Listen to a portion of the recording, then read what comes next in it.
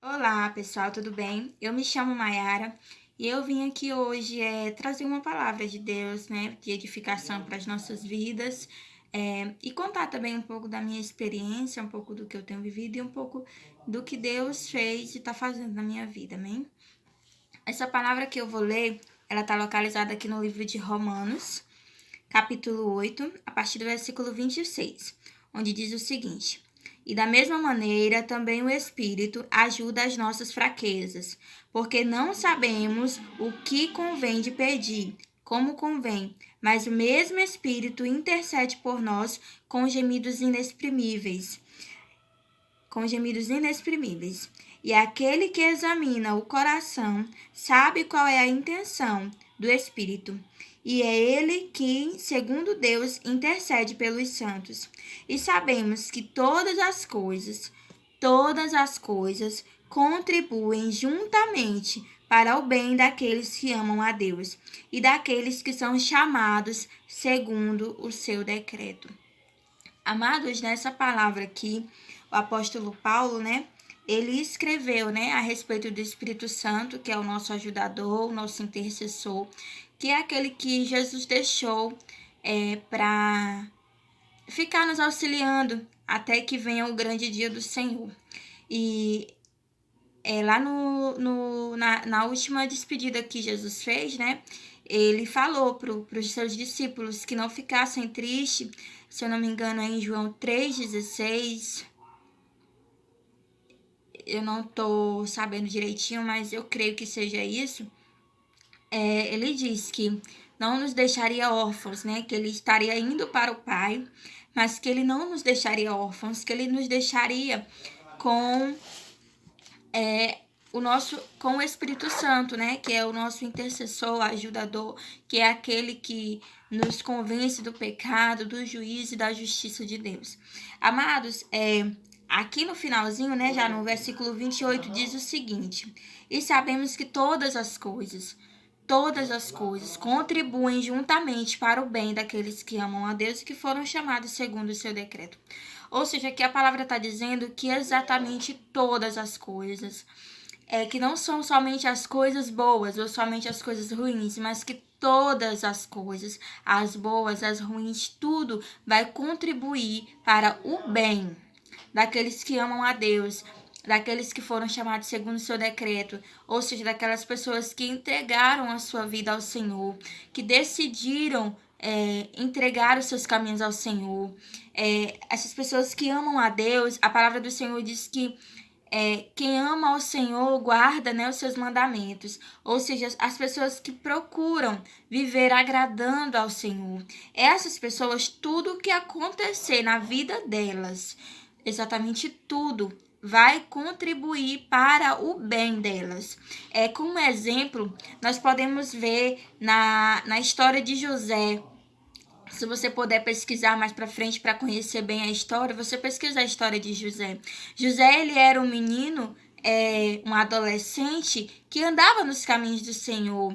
José, ele servia ao Senhor. E José, ele tinha sonhos, visões, ou seja, ele era usado por Deus. José teve um certo sonho. José, ele era um menino bom, ele era um menino que andava na presença do Senhor, que se esforçava, ele honrava seus pais.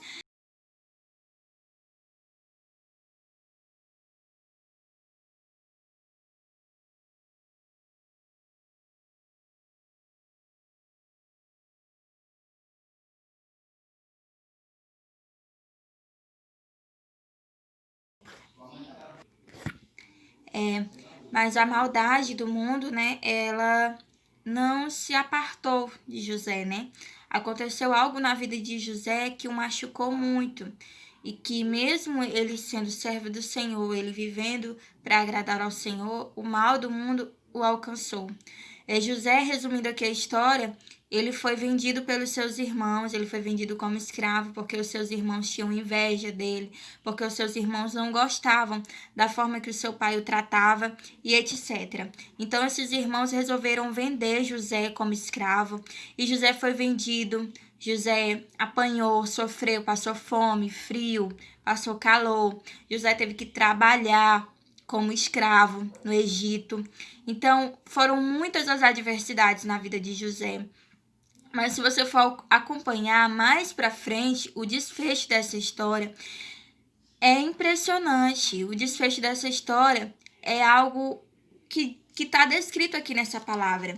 As coisas contribuem para o bem. Ou seja, a maldade, houve a maldade com José? Houve. Houve sofrimento na vida de José? Houve. Mas no final, todas essas coisas contribuíram para o bem de José. Se você for acompanhar, você vai ver que José mais para frente se torna governador do Egito. José se torna um ajudador daquele povo. José se torna alguém que Deus levantou do meio do nada, do meio da escravidão mesmo, do meio da servidão. Deus levanta José como governador. O mais fora o rei, né, do Egito, José era o segundo. José era a representação da segunda pessoa do rei. Ou seja, José foi exaltado. José foi humilhado, mas mais na frente José foi exaltado. E nós podemos entender que essa palavra se cumpre porque a palavra diz que aqueles que amam a Deus, ou seja, José amava o Senhor, José procurava agradar ao Senhor, viver uma vida segundo a palavra do Senhor. A maldade o alcançou, sim, porém, José não se deixou abater pela maldade, José não se deixou contaminar pela raiva, pelo ódio. Creio eu que, com certeza, porque José era ser humano, ele deve ter se perguntado muitas vezes a Deus por que daquela situação, por que ele estava enfrentando aquela situação, por que Deus havia permitido que tamanha maldade acontecesse com ele. Mas eu creio que no silêncio, tenho certeza que no silêncio, Deus estava trabalhando na vida de José. José nem imaginava o que Deus ia fazer na vida dele. Creio eu que José nunca imaginou que poderia chegar ao posto de governador do Egito. Então fica essa reflexão para a nossa vida de que as coisas contribuem para o bem daqueles que amam a Deus, que foram chamados segundo o seu decreto. Ou seja, aquelas pessoas que estão aqui, mas estão aqui procurando viver para Deus. As pessoas que procuram colocar os seus caminhos, fazer a vontade de Deus, obedecer ao Senhor, mesmo que o mal as alcance. Esse mal será convertido em bem na vida dela. Esse mal será transformado em bem, né? Para nos dar, porque a palavra do Senhor nos diz, mais lá atrás que eu esqueci qual versículo, ela nos diz que em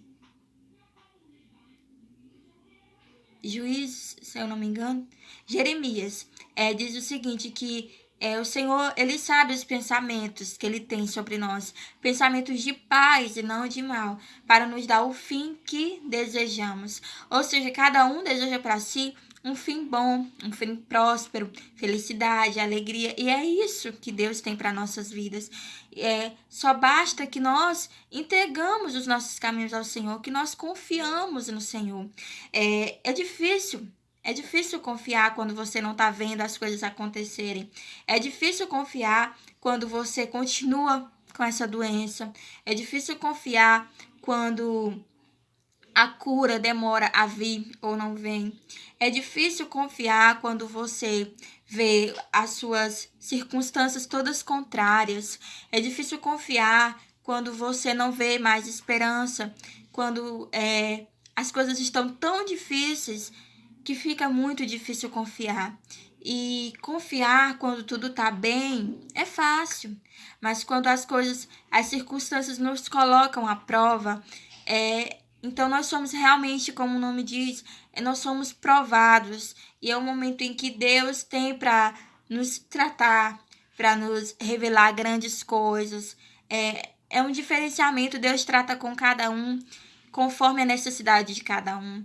Então, é isso que eu tenho para dizer, que você entregue seus caminhos ao Senhor, que você confie no Senhor, que o mais Ele fará, que as coisas vão contribuir para o seu bem.